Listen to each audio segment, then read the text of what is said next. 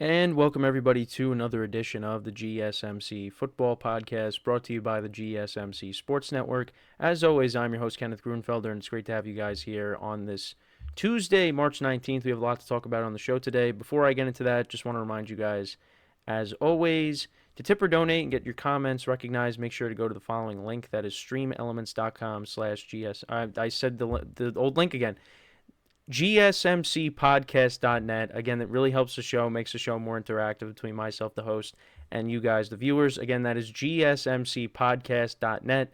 And as always, it is displayed on the ticker on the bottom of the show segment down below. Again, GSMCpodcast.net. I mean, that's like, what, the third time I've done this now? But yeah, I mean, listen, I was doing the old link for months. 5 days a week since September, basically. And I still have that on my mind, memorized.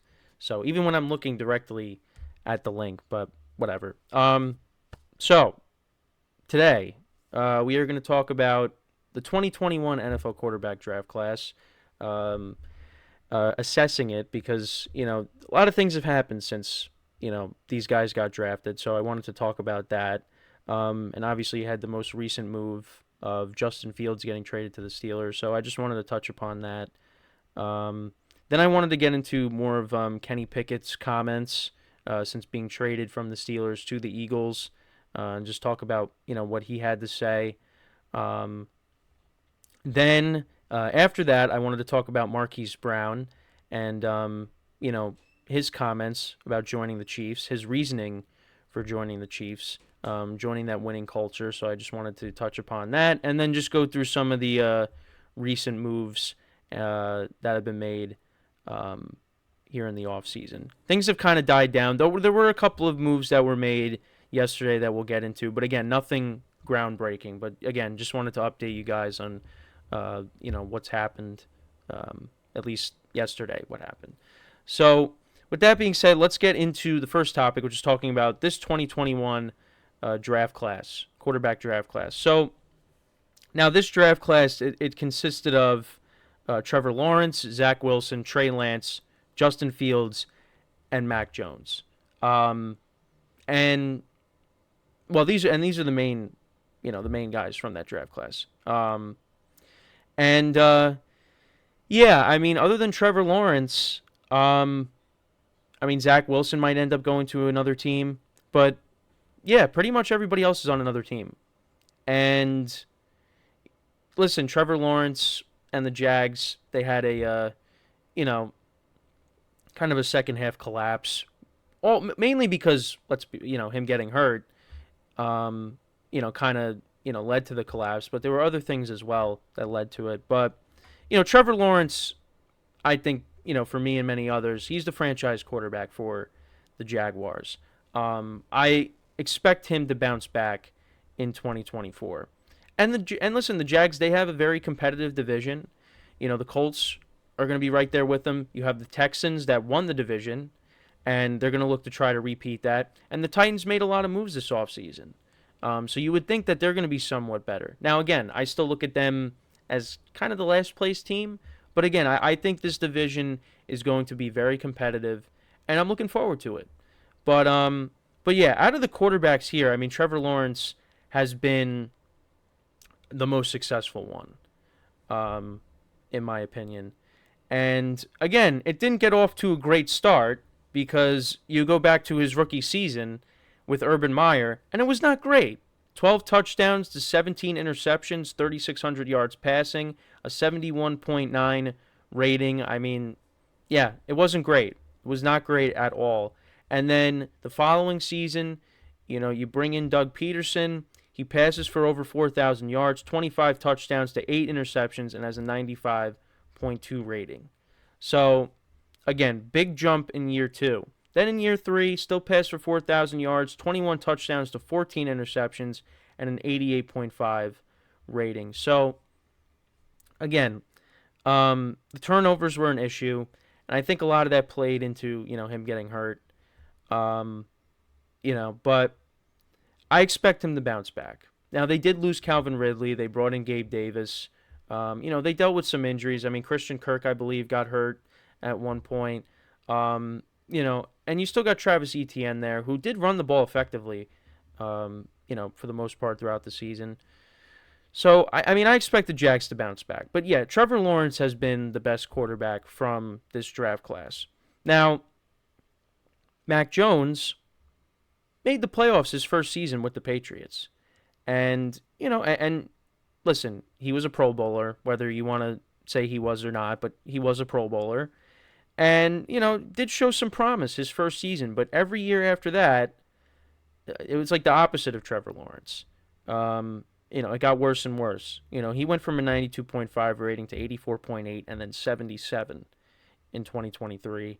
He went from 22 touchdowns and 13 interceptions, 3,800 yards passing, down to just about 3,000 yards passing, 14 touchdowns, 11 interceptions, and then in 2023, 10 touchdowns to 12 interceptions, and 2,100 yards passing.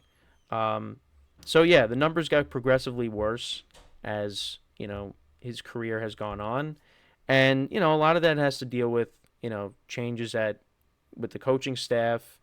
They had Joe Judge and Matt Patricia as the offensive coordinator, the co-offensive coordinators after Josh McDaniels left to take the Raiders job. And Matt Patricia has a defensive background, and Joe Judge has a special teams background. Now, they both were coming off of being head coaches, but they did not succeed as head coaches. And Belichick brought them back. So then they brought in Bill O'Brien, and that didn't help either. So, and watching a little bit of his interview, since he's been traded to the Jaguars now, he looks happy. He looks like he is going to embrace, having this backup quarterback job, be behind Trevor Lawrence, who, again, part of his draft class. And you know what? Good for him. I think he deserves a fresh start. And you know what? Again, the Patriots really didn't surround him with a ton of talent, so we really couldn't see what he could do. So let's see. Maybe he ends up just being a backup the rest of his career. But I think getting this fresh start and at least being able to sit behind Trevor Lawrence, I think that's going to be beneficial for him. Now, hopefully he doesn't have to step in at any point during the season next year, unless, the Jags are, really winning by a lot against another team and he has to come in and just, finish the game. But, take a couple of kneel downs. But other than that, you do not want to see Mac Jones on the field next season if you're a Jaguars fan. So, and then, of course, you got Trey Lance.